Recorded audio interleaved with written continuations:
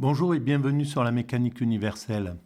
Alors aujourd'hui nous sommes samedi 26 novembre 2022 et dans ma recherche pour préciser le travail que je développe sur le site mécaniqueuniverselle.net et qui essaie de démontrer que l'humanité est destinée à atteindre son ultime perfection, l'extase, donc en somme la rencontre avec le divin, on pourrait dire voilà l'évolution vers l'apocalypse, c'est-à-dire la révélation. Je suis tombé sur ce site en tapant extase, etc. Et je voulais le lire parce que ça me paraît très intéressant et je vais commander cet ouvrage. Il est édité chez Fayard.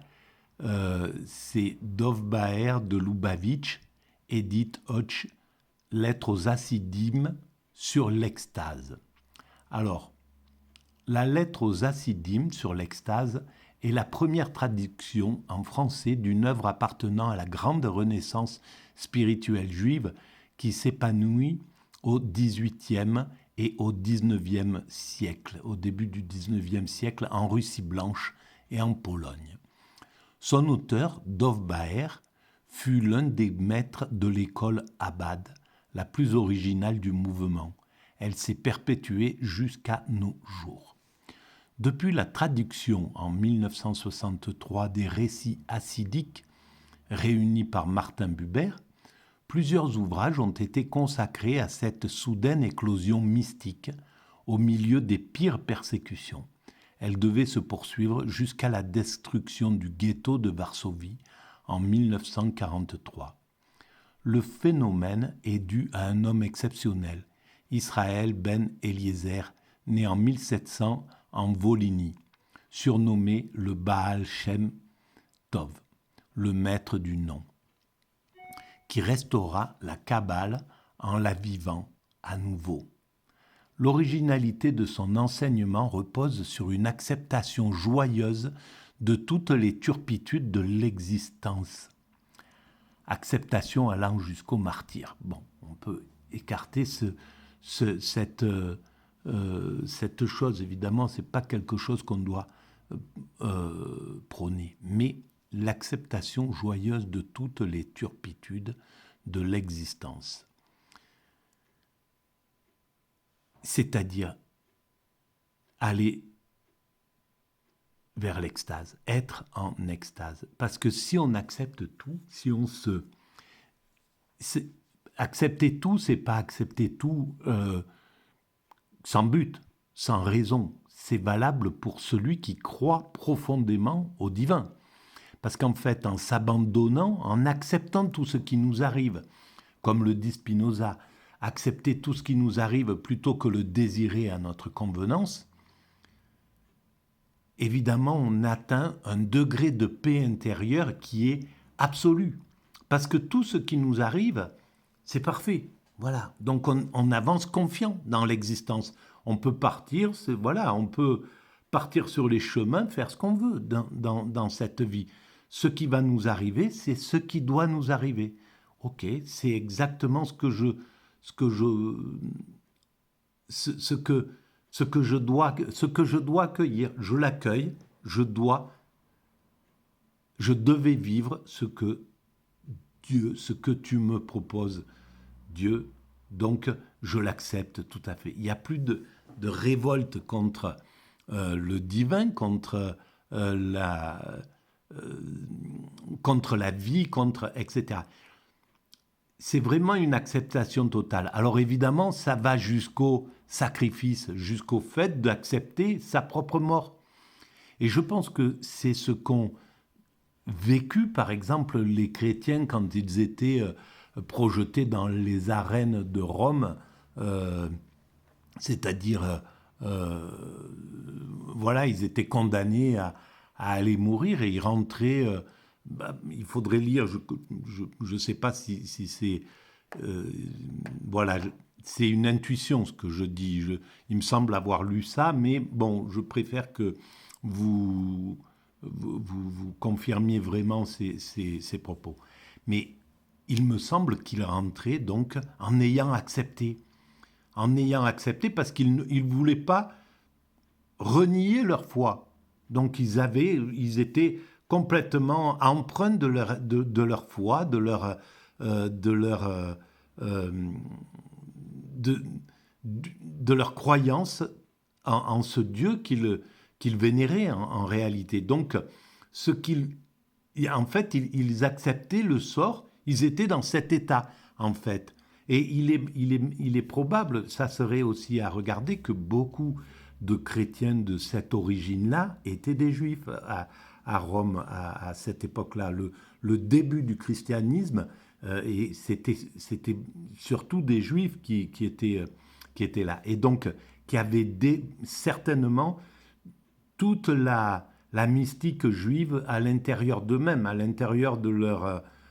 c'était des mystiques déjà avant d'épouser le christianisme finalement. Peut-être, hein, mais bon, ça c'est pareil, c'est à préciser. Euh, donc, le phénomène est dû à un homme exceptionnel, donc voilà, surnommé, etc., qui restaura la Kabbale en la vivant à nouveau. L'originalité de son enseignement repose sur une acceptation joyeuse de toutes les turpitudes de l'existence, acceptation allant jusqu'au martyre. Pour le Hasside, rien de fondamentalement grave ne peut nous arriver si nous nous abandonnons avec confiance au divin, dans lequel plonge toute création. Le hassidisme présente donc des aspects infiniment réconfortants qui ont beaucoup contribué au maintien chez ses adeptes et leurs descendants d'une ferveur et d'une chaleur humaine exceptionnelle. Parce que là, on est en paix totale. Donc, il n'y a plus de méchanceté, il n'y a plus rien envers les autres. On est des saints, tout simplement, dans cet état-là. Parce qu'on est complètement immergé dans l'acceptation du monde. Tout ce qui arrive, c'est exactement ce qui doit arriver. Donc, c'est la joie la plus profonde qu'on peut ressentir en permanence. Et surtout si on est au sein, si on développe ça au sein d'une sorte de famille de cœur, d'une sorte de communauté de pensée.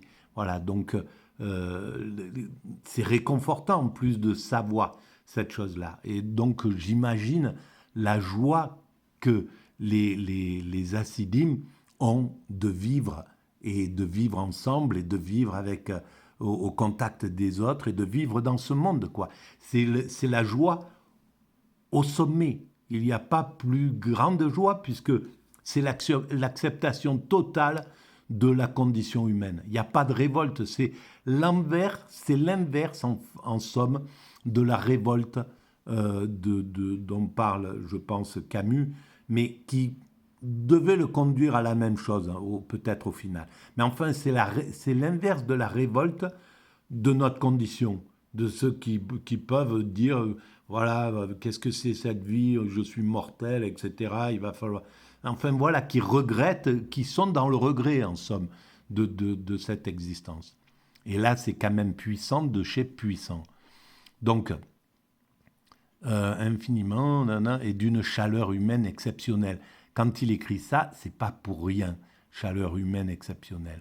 Outre des particularités propres à la doctrine interne du judaïsme, on retrouve dans le hassidisme les influences néoplatoniciennes qui ont teinté la Kabbale vers la fin du Moyen Âge. C'est lié aussi à la Kabbale, je pense. Je ne connais pas suffisamment, mais c'est quelque chose auquel il faut que je m'intéresse aussi.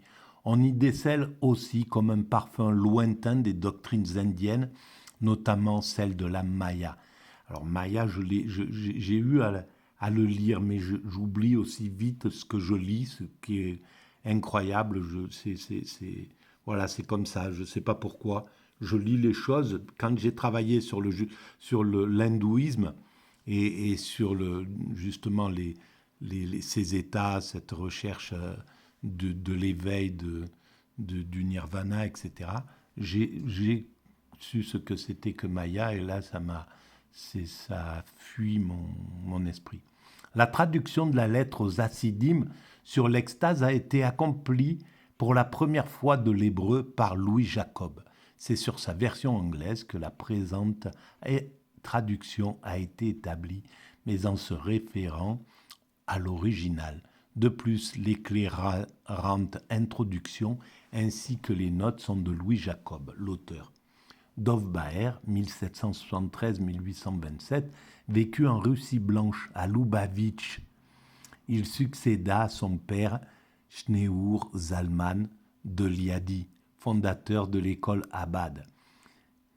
Il existe encore de nos jours une secte de Lubavitchers relativement nombreuse. Elle est concentrée aux États-Unis et en Israël. Alors, secte, c'est des termes qui ne devraient pas être employés parce qu'en réalité, ce sont des